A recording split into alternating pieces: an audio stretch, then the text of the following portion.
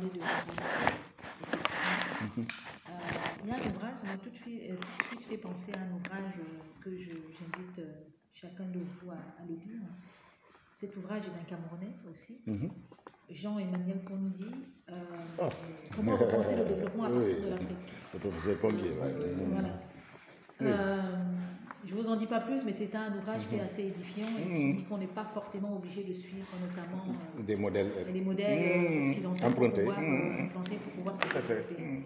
En parlant de ruralité, c'est aussi à nous, la diaspora, de mieux vendre nos territoires pour faire en sorte que, notamment, il n'y ait pas d'exode rural et que les gens ne se concentrent que sur les villes.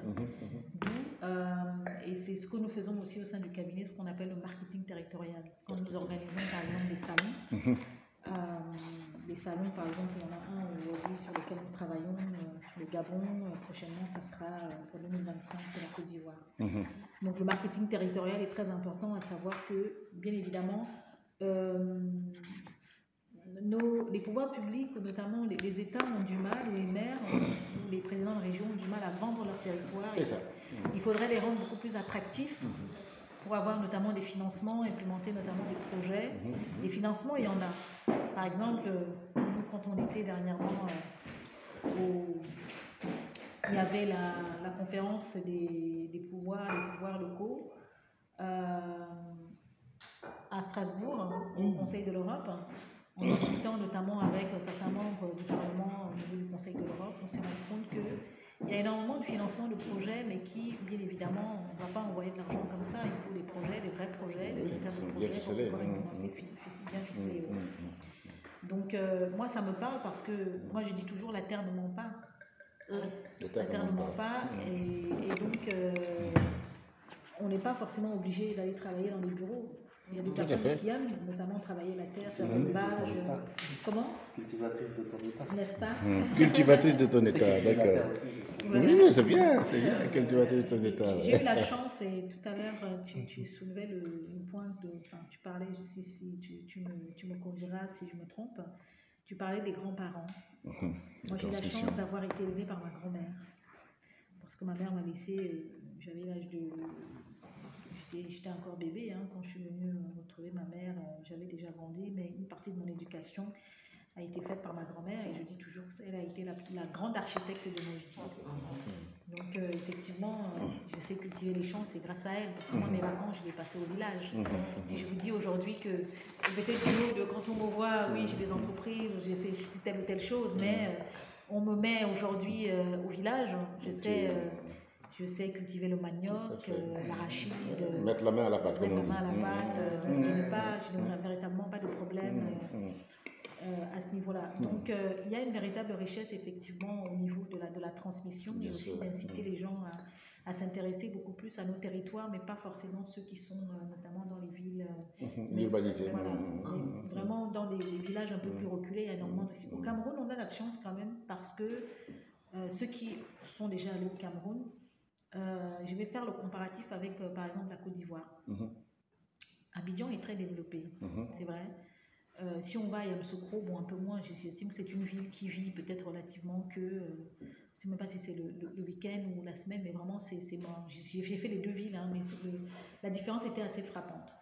Même en termes de développement, c'est assez frappant. Mais au Cameroun, quasiment toutes les villes sont quand même assez développées pour ceux qui je ne sais pas si tu es déjà allé, puisque tu m'as dit que tu avais des attaches, si tu vas par exemple à Yaoundé ou Douala, alors bien évidemment il y a encore des choses à faire, mais si on compare, parce que les Ivoiriens et les Camerounais ont tendance à se taquiner, mais si on compare la Côte d'Ivoire et le Cameroun, oui, par Abidjan, effectivement, si on compare les deux capitales, est beaucoup plus développée, même Douala, mais si on regarde dans l'ensemble, toutes les grandes villes du Cameroun, il n'y a pas de comparatif, elles sont quasiment développées, s'il faut dire les choses.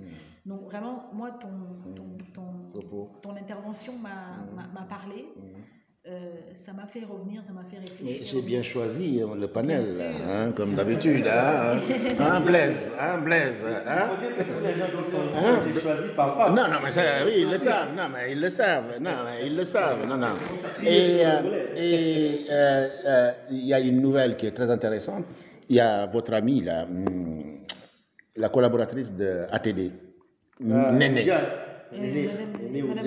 Comme je vous ai dit, j'ai un défaut. Quand je connais quelqu'un, je vais travailler sur la personne. Et je discute avec elle. Elle me dit qu'elle est la présidente des universités privées de Guinée. J'ai dit, mais moi j'ai un réseau. J'ai toujours dit, au Sénégal, ce n'est pas l'universitaire qui est compétent. On a des universitaires qui ne savent rien. Moi, j'en ai tellement rencontré. J'ai fait Tahiti, j'ai fait Auckland. Voilà, j'essaye d'être modeste. Alors moi, la modestie n'est pas quelque chose qui m'habite parce que je sais, et quand tu vas chercher, tu trouves que ce que papa dit, il n'y a pas de mensonge. Donc la modestie n'est pas tellement mon fort parce que quand je vous parle, vous allez chercher, vous allez trouver ce que je dis. Donc il n'y a pas à être modeste. Elle me dit, moi je suis la présidente des universités privées de Guinée. Oh, j'ai dit, mais oui, je lui dis, mais moi mon réseau, Blaise, j'ai dit, tu as vu le monsieur artiste là, avec sa canne? Il m'a dit, oui. J'ai dit, tu as vu Anna qui a parlé? Oui. J'ai dit, je t'ai présenté une autre dame, tout ça là. Et le jeune homme là, il m'a dit, oui, pape. Justement, pape, on est en train de voir, et je vous le dis, comment on va faire pour exploiter tout ça. Et chaque fois, je lui dis, attention, moi je suis philosophe, je suis théoricien. Mais je sais que je peux apporter beaucoup sur les changements de mentalité, etc. Ça, je sais l'enseigner. Et l'Afrique a besoin de ça. Parce que quand on dit que l'avenir est à l'Afrique, je dis non, pas avec cette mentalité. Avec cette mentalité, on ne va nulle part. On a toutes les ressources et on ne décollera pas. Donc mon travail à moi, modestement, ce sera le changement des mentalités. Comment prendre le marteau de Nietzsche, le casser, pour vous montrer le chemin à prendre. Et ça passera par le cogito ergo sum, par Descartes, etc., la rigueur constructive. Et Jean-Pierre connaît très bien ça, c'est pourquoi j'estime beaucoup Jean-Pierre. La construction.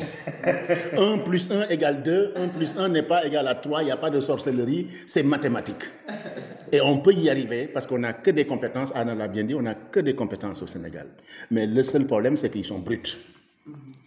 Voilà, et comme le dit le philosophe, il faut élaguer, il faut couper, il faut cautériser, il faut affiner et leur donner le chemin. Voilà. Alors maintenant, on va donner la parole à... Si tu permets. Oui, je te permets. Il y a un point que... Anna.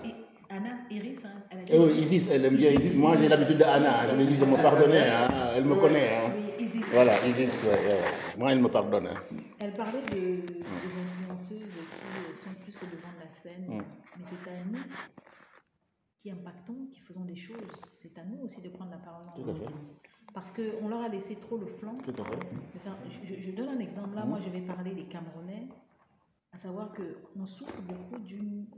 Entre parenthèses, ceux qui ne connaissent pas, tous les Camerounais. Au sens noble, non? Les Camerounais, d'un côté, ils peuvent